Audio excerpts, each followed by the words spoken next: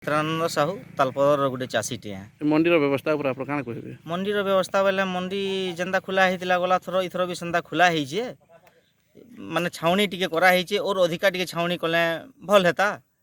ଆଉ ପାକେଟ୍ ବ୍ୟବସ୍ଥାଟା ନି ଥେଇ, ବସ୍ତା ପାକେଟ୍ ଇଥର ଆନିକିରି ଦେଇଛନ୍, କିନ୍ତୁ ସେ ପାକେଟ୍ ମାନେ ଫଟା ପାକେଟ୍ ଟିକେ ଭଲ୍ ପାକେଟ୍ আসবার কথা। କଟନୀ ଛଟନୀ ଉପରେ ଆପଣ କାଣା କହିବେ? କଟନୀ ଛଟନୀ ଉପରେ ବେଲେ ଗଲାଥର ଆମେ ଯେନ୍ ଧାନ୍କେ ଦଉଥିଲୁ কেজি 2 কেজি କଟନୀ, ଇହାଦେକା FAQ ଧାନ୍ ହେଲେ ଯାଇକି ରିସିଭ୍ ହେବା ବୋଲବାର୍ ଲାଗି ଆମେ ଡରି ମରୁଛୁଁ। ସେଟା ଆମେ ନିଜେ ପାଛରି କରି ବି ଘରୁ ଧାନ୍ ଅନା ହେଲା ଆର୍ ଟେଷ୍ଟ କରୁନ୍ ବେଲୁ ଯେ ସେଟା ଏଠାନେ FAQ ନି ବାହାରବାର୍।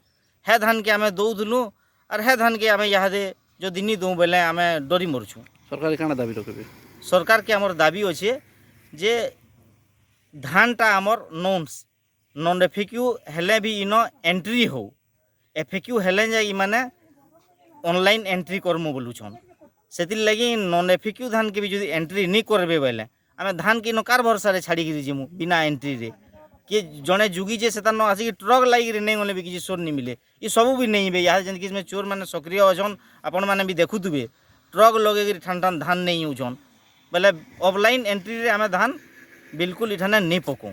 ଦରକାର ପଡ଼ଲେ ଆନ୍ଦୋଳନ ହେବା, ଅନଲାଇନ୍ ଏଣ୍ଟ୍ରି କଲେ ଆକ୍ଚୁଆଲି ଯେନ୍ ଧାନ୍ ବି ଚଲ୍ବା।